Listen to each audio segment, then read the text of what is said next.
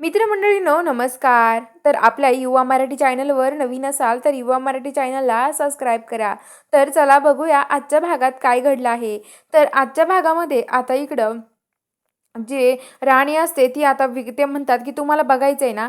तर तेवढ्या तिथे विक्रांतचा फोन येतो आणि म्हणून ते बघत असतात. विक्रांतचा फोन आल्यावरती ते सगळेजण म्हणतात की काय विक्रांतचा फोन. आणि राणी फोन उचलते आणि म्हणते की कोणी काही बोलू नका, फक्त गपचूप ऐकून घ्या काय घडतंय काय नाही ते. तर ते म्हणतात की ठीक आहे. सगळेजण शांत बसतात आणि गपचूप ऐकत असतात. आणि आता तिकडून विक्रांत बोलतो, ए काय रे, तुला कळत नाही का काय घडलं काय नाही, मला सांगायचं ना, मला कळवायचं ना, तू मला का कळवलं नाही रे. तुला एवढा वेळ काय करत होता, फोन का उचलत नव्हता माझा, तुझा फोन बंद करून ठेवला, काही कळतं की नाही तुला. अरे किती वाट बघितली मी, माहिती का तुला, का असं वागतोय तू विक्रांत. तर आता विक्रांत तो इकडं त्या माणसाला म्हणत असतो विक्रांत. तर आता विक्रांत असं म्हणल्यावरती इकडून काही कोणीच काही बोलत नाही. तर तो म्हणतो की बोल ना, आता बोलायला काय झालंय तुला, अरे बोलत जा ना थोडंसं, आम्हाला कळू दे तुझं काय नेमकं. तर आता लगेच तू सांग बरं तुझं नेमकं काय चालू आहे ते, असं म्हणतात. तर आता लगेच ते म्हणतात की हे बघा, तो इकडून इंद्र बोलतो. इंद्र म्हणतो की काय रे विक्रांत, कोण अशी बोलतोय, तुला कळतंय का तू, अरे काही समजतं की नाही तुला. अरे आता तुझा सगळा खरा चेहरा सगळ्यांसमोर आला आहे. अरे मी एकटाच नाही तर आता सगळेजण तुझं बोलणं ऐकत आहे.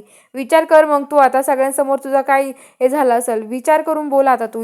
विक्रांत विक्रांतला तो खूप बोलतो आणि म्हणतो की विक्रांत, तुझ्यामुळे एवढं सगळं झालं आहे ना, तू खोटं का बोलला रे, सगळ्यांना खोटं बोलला, तुझ्यामुळे सगळ्यांनी आमच्यावर डाऊट घेतला रे, असं म्हणतो. आणि आता जो विक्रांत आहे तो आता लगेच फोन कट करून टाकतो आणि तिथे खाली बसतो. तो म्हणतो की आता काय करू मी.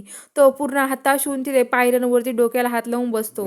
तर इकडे आता लगेच जी राणी ते आहेत, राणी आता म्हणते की ऐकलं ना तुम्ही, आम्ही सगळेजण तुम्हाला सांगण्याचा प्रयत्न करत होतो, समजावण्याचा प्रयत्न करत होतो, पण कुणीच आमचं ऐकत नव्हतं.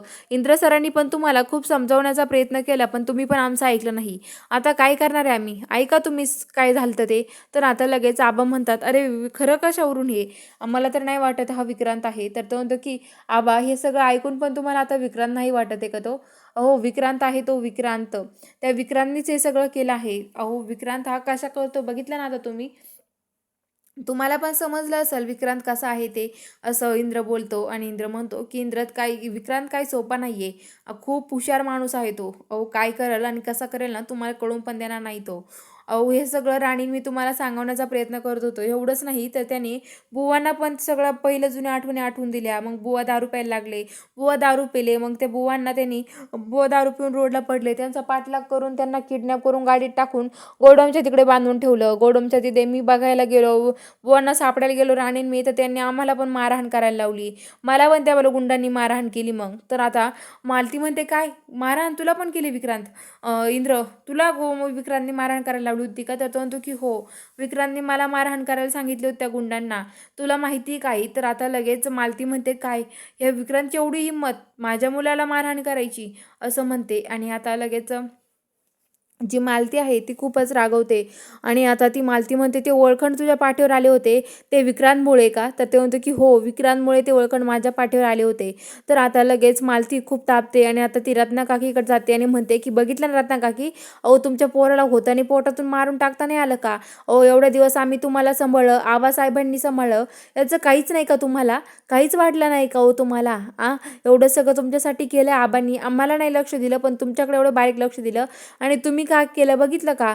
अहो काय केलं तुम्ही, त्यांच्याच मुलाला मारायला निघलात. अहो एक एक करून मारणार होता की काय आम्हाला सगळ्यांना, असं म्हणत असतात. तर आता लगेच रत्नाकाकी म्हणतात अगं मालती मला खरंच नाही माहिती. तर महेंद्र म्हणतो अगं आई त्यांची काही चुकी, रत्नाकाकीचं काही नाही माहिती. तर ते म्हणते की इंद्र तू शांतच बस, आता मी यांचं ऐकून घेणार नाहीये. आता इकडं जे आबा आहेत ते मालतीवरती हात उचलतात मारायला.